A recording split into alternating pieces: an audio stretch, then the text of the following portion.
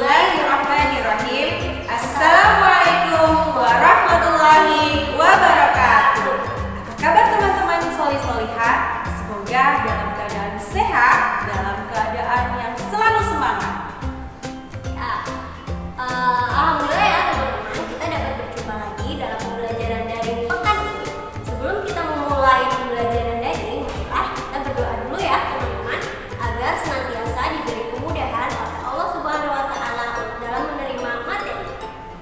Kemudian, kakak Ustazah ingatkan teman-teman untuk selalu menjaga ibadah rutinnya, seperti selalu membaca al-maksurat di pagi hari dan selalu mengawali semua kegiatan di rumah dengan sholat duha.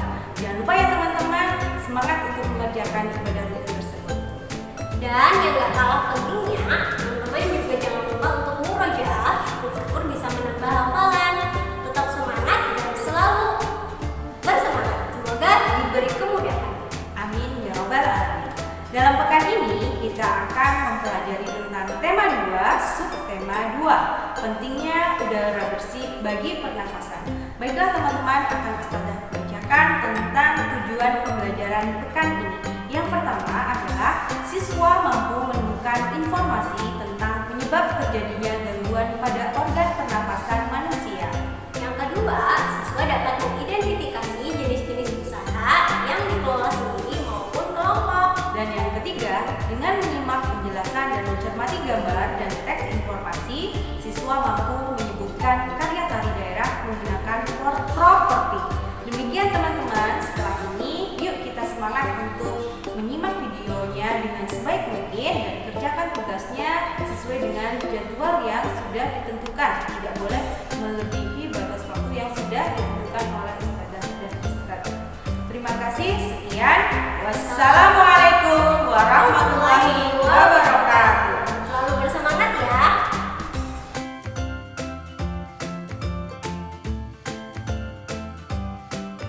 Organ pernafasan manusia terdiri atas hidung, tenggorokan, dan paru-paru. Setiap organ tersebut dapat mengalami gangguan akibat kuman penyakit yang berasal dari lingkungan atau kebiasaan hidup yang tak sehat.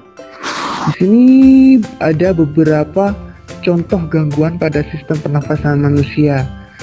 Yang pertama yaitu emfisema, merupakan penyakit pada paru-paru. Paru-paru mengalami pembengkakan karena pembuluh darah pada paru-paru kemasukan udara. Gangguan yang kedua yaitu asma. Asma merupakan kelainan penyumbatan saluran pernafasan yang disebabkan oleh alergi debu, bulu, atau perubahan cuaca. Kelainan ini dapat diturunkan dan dapat kambuh jika suhu lingkungan cukup rendah atau dalam keadaan dingin. Yang ketiga, kanker paru-paru. Penyakit ini merupakan salah satu penyakit paling berbahaya. Sel-sel kanker pada paru-paru terus tumbuh tidak terkendali. Penyakit ini lama-kelamaan dapat menyerang seluruh tubuh. Salah satu pemicu kanker paru-paru adalah kebiasaan merokok. Yang keempat, tuberkulosis atau terkenal dengan TBC. Merupakan penyakit paru-paru yang disebabkan oleh Mycobacterium tuberculosis. Bakteri tersebut menimbulkan bintil-bintil pada dinding alveolus. Jika penyakit ini menyerang dan dibiarkan semakin luas, dapat menyebabkan sel-sel pada paru-paru tersebut mati. Akibatnya, paru-paru akan menguncup dan mengecil. Hal tersebut menyebabkan para penderita TBC nafasnya sering terengah-engah. Dan gangguan penyakit yang kelima yaitu bronkitis. Merupakan gangguan pada cabang batang tenggorokan akibat adanya infeksi. Gejalanya adalah penderita mengalami demam dan menghasilkan lendir yang menyumbat batang tenggorokan. Akibatnya, penderita mengalami gangguan sesak nafas. Dan yang terakhir yang keenam adalah influenza atau yang terkenal dengan penyakit flu. Merupakan penyakit yang disebabkan oleh virus influenza. Penyakit ini timbul dengan gejala bersin-bersin, demam, dan pilek. Nah, sobat sumber belajar, itu tadi keenam gangguan penyakit pada sistem pernafasan. Dan itu terjadi karena dari lingkungan atau kebiasaan hidup yang tidak sehat. Oleh karena itu, waspadailah keenam penyakit ini dengan menjalankan pola hidup sehat agar kita terhindar dari yang namanya penyakit sistem pernafasan. Terima kasih sobat.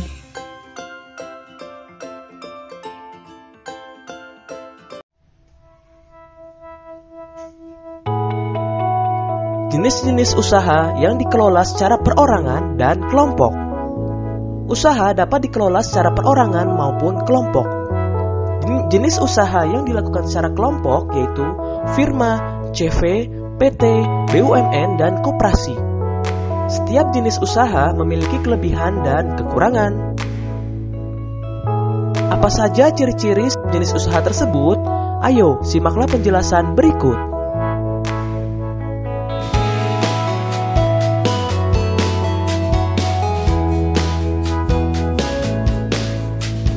Pertama, usaha perseorangan. Pengusaha hanya bertanggung jawab terhadap dirinya sendiri. Contoh, toko, bengkel, dan warung. Kedua, firma. Didirikan oleh paling sedikit 2 orang. Risiko kerugian ditanggung bersama.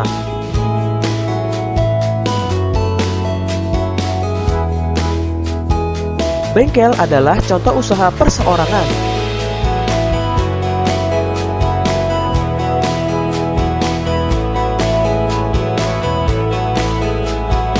Ketiga, persekutuan komanditer atau CV. Memiliki anggota aktif, berperan menjalankan roda usaha, dan anggota pasif bertanggung jawab dalam pemberian modal usaha. Contoh, CV Riator dan CV Kayu Jatiluhur. Keempat, perseroan terbatas atau PT. Modalnya dihimpun dari beberapa orang dengan menjual saham. Pemilik saham memiliki kewenangan terhadap perusahaan dan berhak mendapatkan laba perusahaan. Contoh, PT Jaya Makmur.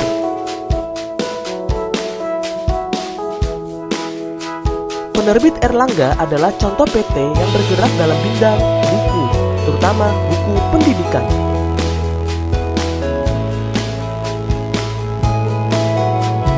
Kelima, badan usaha milik negara atau BUMN. BUMN bertanggung jawab atas kesejahteraan masyarakat Indonesia. Modal usahanya ditanggung oleh negara. Contoh, Perum Peruri dan PT KAI. Keenam, koperasi. Usaha bersama berdasarkan asas kekeluargaan. Semua anggota wajib membayar simpanan pokok dan simpanan wajib. Contoh, Koperasi Unit Desa atau KUD.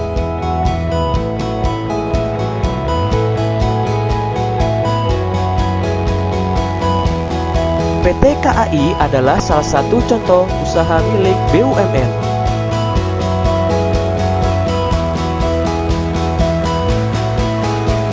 Selanjutnya, pengaruh kegiatan ekonomi terhadap kesejahteraan masyarakat. Kegiatan ekonomi di masyarakat meliputi kegiatan produksi, distribusi, dan konsumsi. Ketiganya dilakukan untuk mencapai taraf hidup masyarakat yang sejahtera.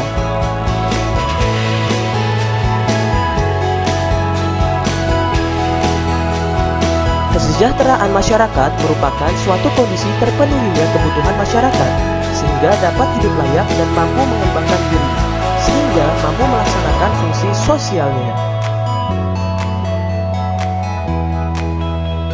Adanya ketidakmerataan pendapatan serta kecepatan pertumbuhan ekonomi yang berbeda sangat memengaruhi perbedaan tingkat kesejahteraan antara masyarakat di kota dan di desa.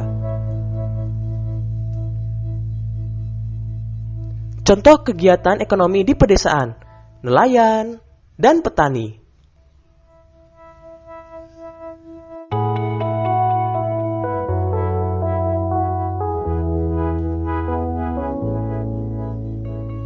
Contoh kegiatan ekonomi di perkotaan, dokter dan perawat, dan pegawai pabrik.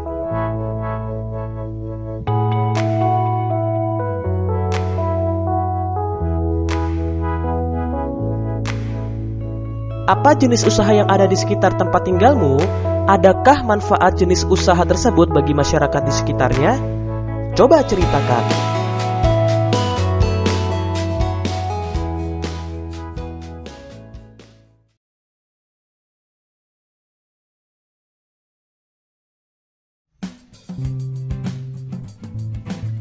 Properti dalam tari.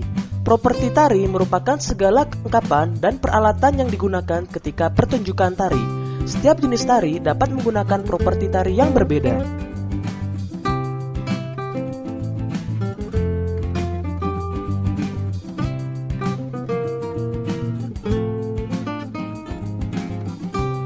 Fungsi properti dalam tari. Pertama, menyampaikan ide dan makna gerakan dalam tariannya agar mudah dipahami penonton. Kedua, pelengkap busana tari. Ketiga, membantu menghidupkan karakter tokoh. Yang keempat, memberi nilai tambah keindahan dalam tarian.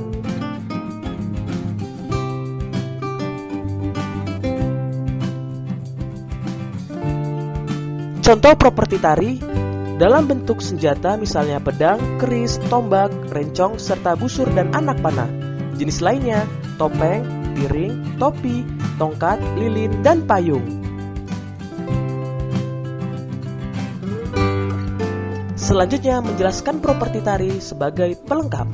Ingat kembali, properti tari berfungsi untuk membedakan jenis tarian dan sebagai aksesori penari.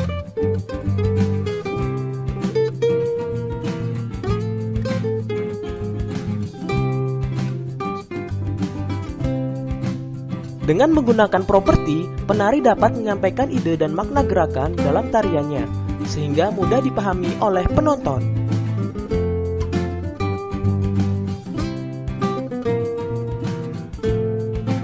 Coba sebutkan beberapa tari tradisional dan properti yang digunakan penarinya.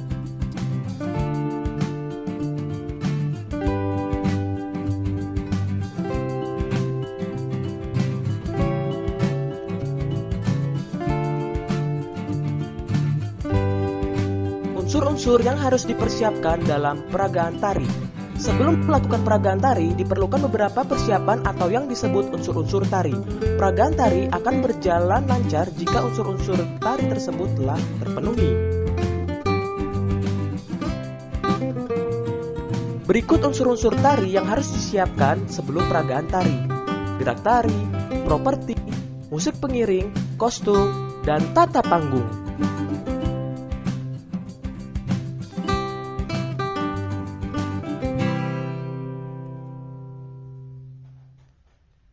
Berikut adalah visualisasinya.